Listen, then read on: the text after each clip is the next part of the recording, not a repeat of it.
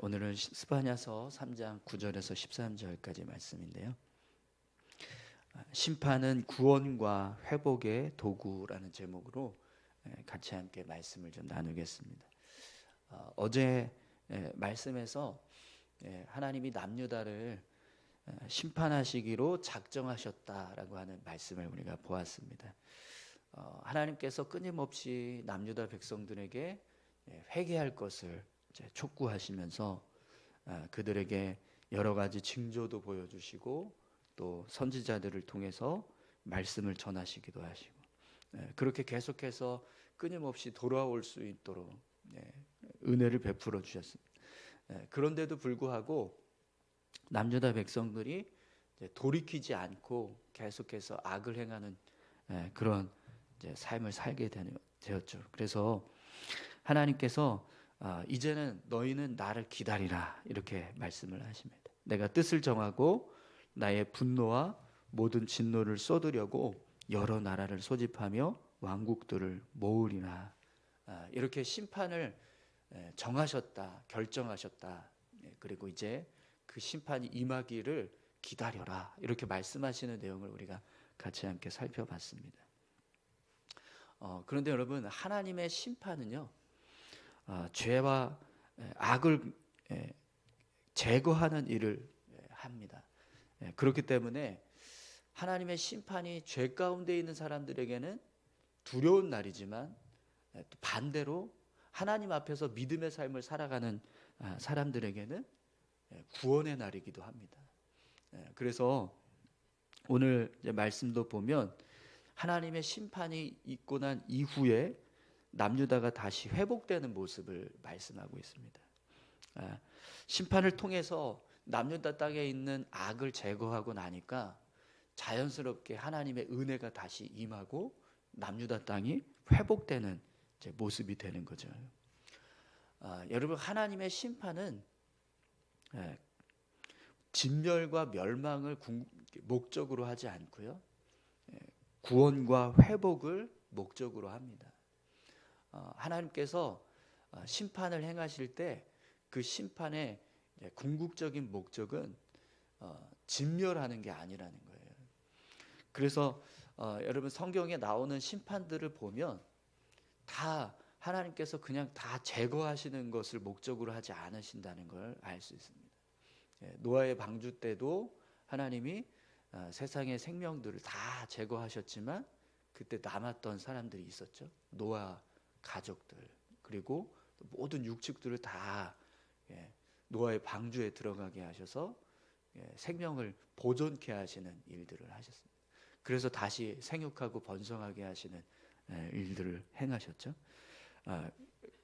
심판이 있지만 그 심판을 통해서 하나님이 원하시는 것은 단지 그냥 제거하는 것, 진멸하는 것, 그것이 아니라 하나님께서 다시 새롭게 하시고 회복해 하시는 것, 그것을 목적으로 심판을 행하신다는 것을 우리가 알게 됩니다. 그렇기 때문에 심판이 임하고 나면 반드시 회복이 따라오게 되어 있습니다. 그래서 오늘 이제 본문도 보면 남유다를 향한 하나님의 심판이 있고 난 이후에 다시 남유다가 회복되는데요.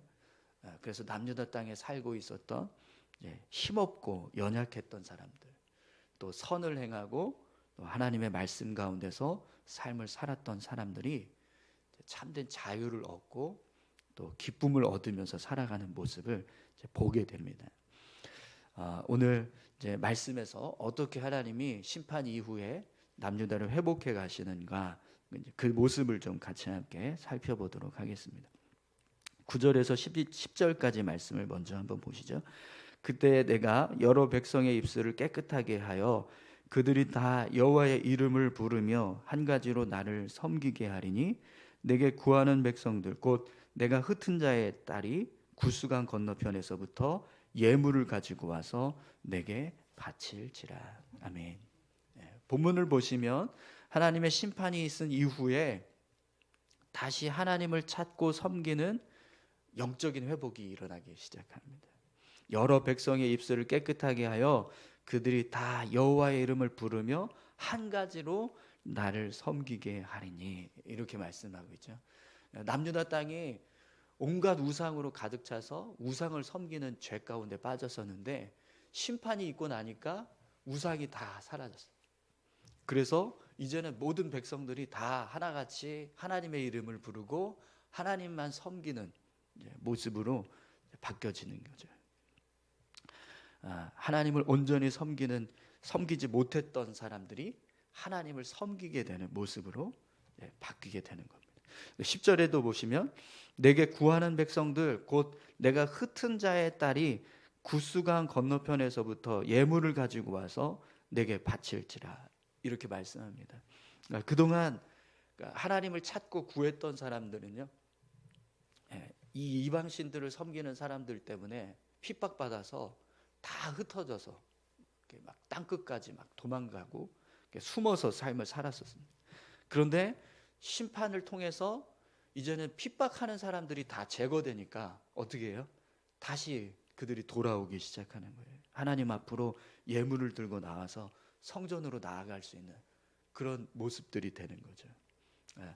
이렇게 하나님의 심판을 통해서 하나님의 백성들이 자유를 얻고 또 하나님을 예배하고 또 하나님을 향해서 나아갈 수 있는 그런 영적인 회복이 이루어지는 모습을 보게 됩니다. 또 11절도 한번 보시겠어요?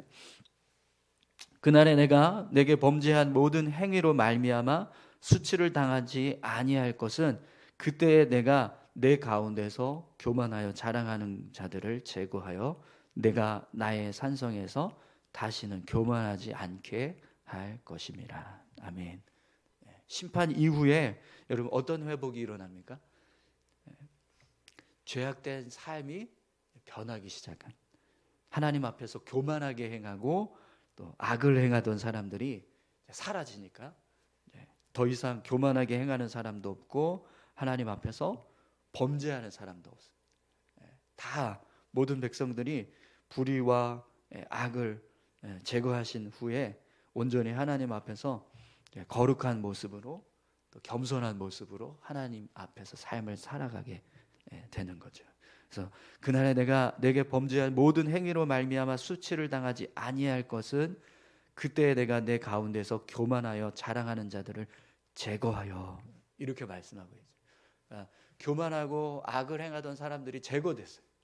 그러니까 자연스럽게 남유다 땅이 거룩한 땅, 겸손하게 하나님 앞에서 삶을 살아가는 선한 땅으로 바뀌어지는 그런 역사가 일어나는 거죠.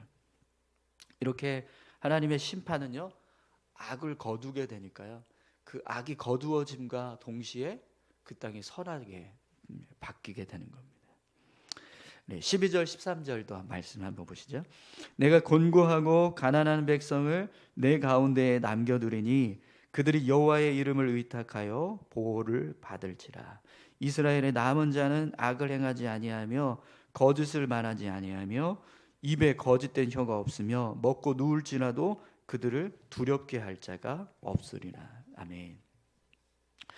여러분, 하나님께서 심판을 행하시고 나니까 이 남유다 땅에 어떤 사람들이 남습니까?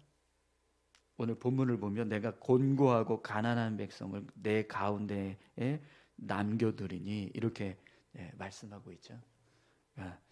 이들은 다 어떤 사람들이냐면 그동안 방백들로부터 재판장들로부터 선지자들로부터 제사장들로부터 착취당하고 억압받고 고통당하고 이런 힘없고 연약했던 백성들인 거예요.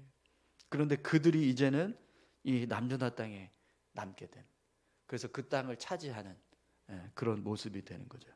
하나님께서 이들을 남겨두시고 이들이 하나님의 이름을 의지해서 보호를 받게 될 것이다, 이렇게 말씀합니다. 남유다 땅에 있었던 지도자들이 온갖 이제 악한 일로 백성들을 억압하고 착취하고 고통스럽게 했던 그 모든 것들이 제거되니까 자연스럽게 연약했던 백성들, 착취당했던 백성들은 자유를 얻는 거예요. 여러분, 우리 일제 강점기 때 우리나라가 일본 사람들한테 막 괴롭힘을 당하고 억압을 받고 착취받고 그런 일들이 있었잖아요. 그런데 광복이 되면서 어떻게 됐죠? 다 회복되는 자유가 있었잖아요. 그러니까 악이 제거되니까 그 땅이 바뀌는 겁니다. 그래서 억압받던 땅이 자유를 찾고 또 이제 보호받는 땅으로, 안전한 땅으로 바뀌어지는 그런 모습이 되는 거죠. 그래서 또 오늘 본문을 보시면 남은 백성들이 더 이상 악을 행하거나 거짓을 말하지도 않고 먹고 누울지라도 두려워하지 않을 것이다, 이렇게 말씀을 합니다. 그러니까 악을 행하고 거짓을 행하며 살았던 사람들이 사라지니까 이제 그 땅에서 살고 있는 사람들이 안전하게 삶을 살아가는 거예요. 먹고 누워도 전혀 두려움, 염려하지 않을 정도로 평안한 삶을 살게 되는 그런 모습이 되는 거죠. 여러분, 이렇게 하나님께서 심판을 행하시고 나니까요, 남유다가 완전히 변합니다. 이전까지만 해도 온갖 죄악으로 가득하고 불의가 행하고 불법이 난무하고 백성을, 힘없는 백성들은 억압받고 착취당하고 고통 가운데 있고 그런 모습이었는데, 악이 제거되니까 이제는 그런 불의함도 없고 또 억압당하는 사람도 없고 모두가 다 자유롭게 하나님을 섬기고 또 하나님 앞에서 겸손하게 또 선을 행하면서 살아가고, 더 이상 가난하거나 연약한 사람들이 괴롭힘을 당하거나 착취를 당하는 일도 없고 오로지 평안함 가운데서 삶을 살아가는 모습으로 바뀌어지게 되는 거예요. 이것이 하나님께서 남유다를 심판하시려고 하는 궁극적인 목적이라는 거예요. 이런 하나님의 원하시는 거룩한 땅, 선한 땅, 평화로운 땅, 그 땅을 만드시길 원하시고 그것을 이루시기 위해서 하나님이 남유다를 심판하시는 일을 행하신다라고 말씀하시는 거죠. 이런 회복을 이루시기 위해서 하나님이 심판을 행하시고 징계를 행하십니다. 그러면 여러분, 이런 심판 이후에 있을 회복의 모습을 보면 우리가 삶을 살아갈 때 때로는 심판이 그냥 무조건 두렵거나 또 불행한 일이다라고만 생각하지 않게 됩니다. 그죠? 때로는 하나님의 심판이 우리 삶에 필요하기도 합니다. 그렇죠? 그 심판을 통해서 우리가 다시 하나님의 자녀로 믿음을 세우고 또 하나님 앞에서 견고한 모습으로 신앙을 회복할 수 있다면 사실은 심판이 우리의 삶에 필요할 수도 있다는 거예요. 이 모습이 지금 스바냐서의 이 심판의 내용들은 두 가지 의미가 돼요. 하나는 남유다를 향한 심판, 남유다에 임하게 될 심판의 모습을 말씀하는 겁니다. 또 하나는 마지막 때에 일어날 심판의 모습, 하나님께서 이 세상을 심판하실 때의 모습, 그 모습도 다 포함이 되어 있습니다. 그러면 여러분, 마지막 때가 되었을 때에 하나님이 세상을 심판하시고 난 이후의 모습을 한번 생각해 보십시오. 어떤 모습으로 바뀌어지는가. 이렇게 심판이 있고 나면 세상이 악이 제거되는 거예요. 그러면 그때서부터 하나님을 섬기는 사람들은 어떻게 살아가게 될까요? 이렇게 자유를 누리고 하나님의 은혜 안에서 염려하지 않고 그렇게 삶을 살아가게 되는 모습이 되는 거죠. 이런 모습들을 통해서 우리의 삶에 여러분, 때로는요, 이렇게 하나님의 징계가 임하고 심판이 임할 때 그것이 우리 삶을 회복할 수 있는 도구가 될 수 있다라는 사실을 우리가 깨닫게 됩니다. 이 모습은 여러분, 우리 개인의 삶도 똑같습니다. 하나님이 이 세상을, 남유다를 심판하시는 모습이나 또 세상을 심판하시는 모습과 마찬가지로 우리 개인을 향해서도 하나님이요, 똑같은 방식으로 우리 삶을 변화시켜 가시고 우리의 삶을 회복해 가신다는 거예요. 하나님께서 때로는 완전히 진멸케 되는 그런 심판의 모습은 아닐지라도 회초리처럼 우리의 삶을 이렇게 징계하실 때가 있습니다. 그때 그 징계가 때로는 우리에게 필요하다는 거예요. 왜냐하면 그 징계를 통해서 내가 정신 못 차리고 살다가 다시 정신 차리고 하나님 앞에 나와서 무릎 꿇고 회개하고 삶을 돌이키는 일들이 일어날 수 있기 때문에 그렇습니다. 그러니까 하나님의 심판, 하나님의 징계, 하나님의 회초리는 단지 아프게 하는 것, 고통을 겪게 하는 것, 진멸케 하는 것, 그게 목적이 아니라 회복, 구원, 우리를 다시 새롭게 하시는 은혜를 주시기 위한 거라는 거죠. 그래서 여러분, 하나님은요, 우리가 징계를 두려워하지 말고 또 징계를 가까이 하라고 말씀합니다. 하나님의 훈계를 가까이 하라, 이렇게 말씀을 하세요. 잠언 12장 1절에 보면 훈계를 좋아하는 자식을 좋아하거니와 훈계를 좋아하는 자는 지식을 좋아하거니와 징계를 싫어하는 자는 짐승과 같으니라, 이렇게 말씀을 합니다.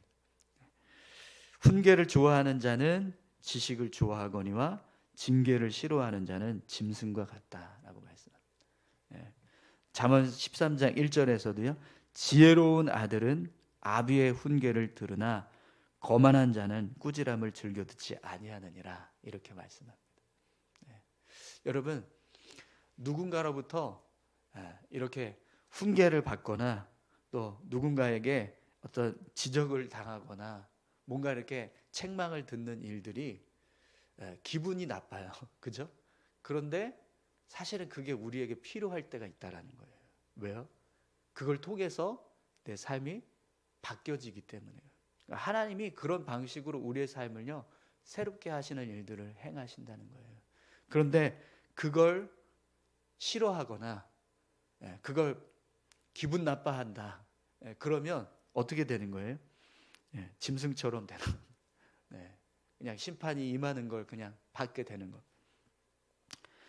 거만한 자는 꾸지람을 즐겨 듣지 않는다라고 말씀하는데요. 사랑하는 성도 여러분, 오늘 저와 여러분들이 심판을 두려워하는 것이 아니라 오히려 그 심판을 통해서 하나님이 회복하시는 은혜를 소망하면서 삶을 살아갈 수 있기를 소망합니다. 우리 같이 함께 기도하실까요? 하나님의 심판은 구원과 회복을 이룹니다. 심판대에 놓여지게 될 사람들은 두려움으로 서지만 하나님 앞에 믿음으로 살았던 사람들은 심판이 임하면 자유를 얻고 구원을 받게 됩니다. 오늘 저와 여러분들이 심판대 앞에 서는 자들이 아니라 자유와 회복을 이루는 자들이 될 수 있기를 소망합니다. 그러기 위해서는요, 하나님이 우리에게 말씀하시는 그런 경고의 말씀들, 또 하나님께서 우리에게 주시는 여러 가지 교훈들, 우리가 그걸 잘 듣고 믿음의 삶을 살아가야 될 줄로 믿습니다.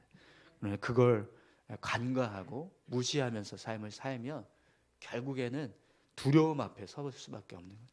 우리 같이 함께 기도하실 때요, 하나님, 심판을 통해서 회복하시는 하나님, 징계를 통해서 우리를 새롭게 하시는 하나님, 그 하나님 앞에 우리가 겸손히 서게 하시고 또 그 징계와 심판을 두려워하기보다 오히려 소망하면서 살아가는 믿음의 삶을 살게 해주십시오.